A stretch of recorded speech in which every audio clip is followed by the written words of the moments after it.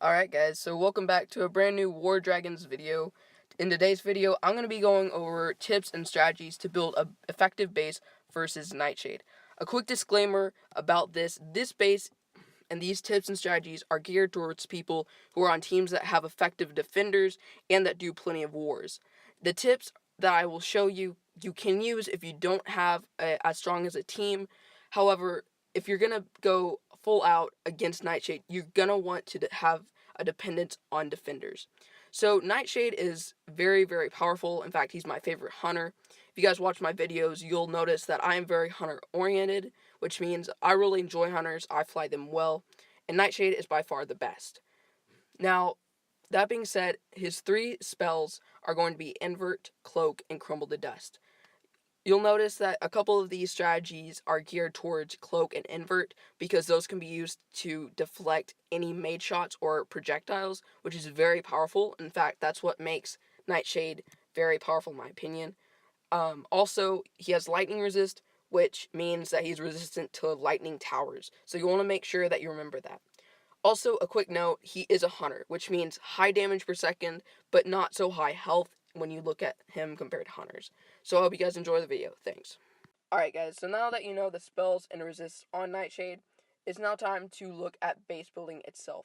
So as you guys can probably tell, this first island remains the same from my last video. The reason for this is the fact that even though Nightshade has a lightning turret resist, it does not mean that he doesn't take damage. He still does. However, it is less damage than normal, but it still does a fair amount of damage. So this first island is not going to take a lot of damage off.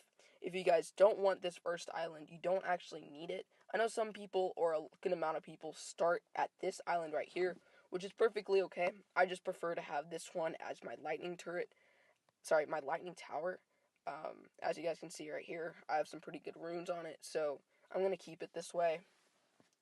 So, again, this island is not going to take too much damage off of him.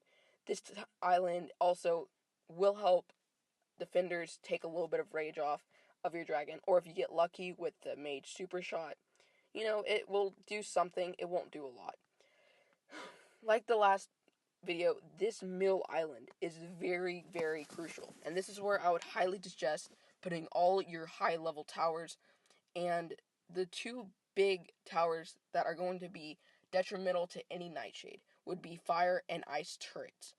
This is because there are no applicable ice or fire turret resists at the moment, and PG has said you probably won't do it. Sorry, they probably won't add it, so that means that ice and fire turrets do the maximum amount of damage possible. So I think that ice turrets are going to be your best option. I would say if you're only going to try to defend against Nightshade, you want to have at most 3. You don't have more than that. You probably want 2 to 3 on your base. Now these need to be higher level. They can't be a low level. Low level ones don't do a lot of damage, but these high level ones can kill any Nightshade with a smart defender. The reason why ice turrets are a little bit better in my opinion is if Nightshade has no rage at all, he can't use his spell, which means his spell, which is invert, which means the fire turret will hit him, which means a good amount of damage will be taken by Nightshade and his health will be reduced a fair amount. However, even if he has only 1 rage, the shot will rebound off Nightshade, won't hurt him, and most likely take out the fire turret. So you only want to have 1, I would say. However, against ice turret, there are no such things, and there is no way to actually stop the beam unless he has freeze, which is my favorite thing to put on Nightshade. In fact, I have a good amount of freezes because that's all I forge. Hot tip, freeze is very powerful. I have 109 on that, and if you guys look, I put freeze on almost every one of my dragons because I use it almost every raid. So if they don't have a freeze, or if they have a freeze but don't have a red mage tower there, and there's a red mage, this will do maximum damage. Another reason why this particular layout of this middle island is effective is the storm tower placement. So if you guys look right here, the storm tower will protect once its super shot is activated. this ice turret the blue mage, the red mage, and the archer tower. So it is protecting the one crucial defense, which is going to be your ice turret, and then 2 mages. So that means that he won't be able to kill the either of those 4 buildings during the duration of the spell until he either kills the storm tower or the shield wears off, which it does. I don't know why PG doesn't say that, but it actually does wear off over time. So this means that this gives more time for the ice turret to do the maximum possible damage. So another reason is this is more of a advanced thinking, and his Crumble to Death spell is one of my favorite spells in the game. I know a lot of people would argue against that because it is 4 rage. However, if you can get 4 rage or even a freeze, and let's say they have their main defensives, you have your main defenses back there and you have no red mage tower to defend against either of those, you can I've taken out about 50% of destruction only by using the 4 rage or the 2 rage or the no rage by the freeze on this back island. And that is very, very crucial, and you're going to want to make sure that you have at least some protection against that, even if it's only for a limited time. Because actually, if you're right here, let's say you're flying in as a Nightshade, you can take out this back island without any of this stuff targeting you at all. So that means that you can basically take out a good chunk of the of the defending power without even looking at it, or without them even seeing you. So this is why this island is very good. Another reason is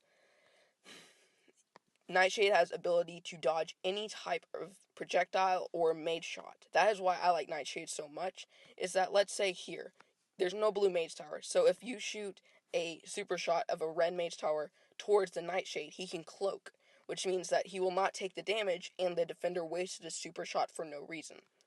So this is why having a blue mage tower and a red mage tower very close together is very crucial, because that way he cannot use his spells in order to block the red super shot.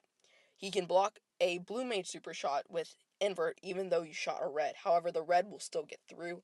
The only way to combat that as an attacking Nightshade is to kill the blue mage tower very quickly and effectively before that red mage super shot can hit you.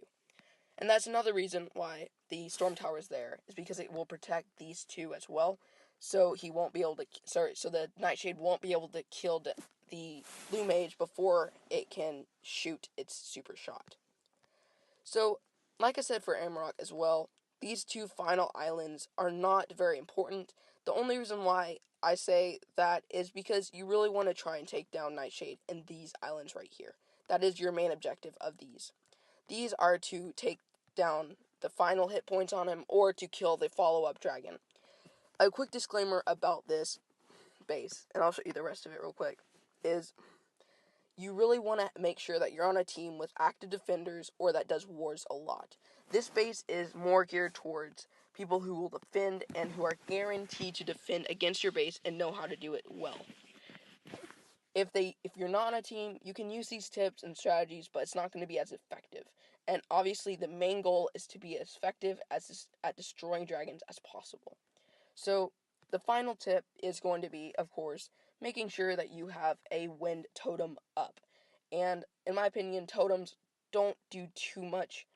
I know at max level they do some. I think it's like I think it's 15% damage reduction or something like that. One quick tip, and I see this so much, is that people have them at the front of your base. Guys, once this is destroyed, the effect goes away.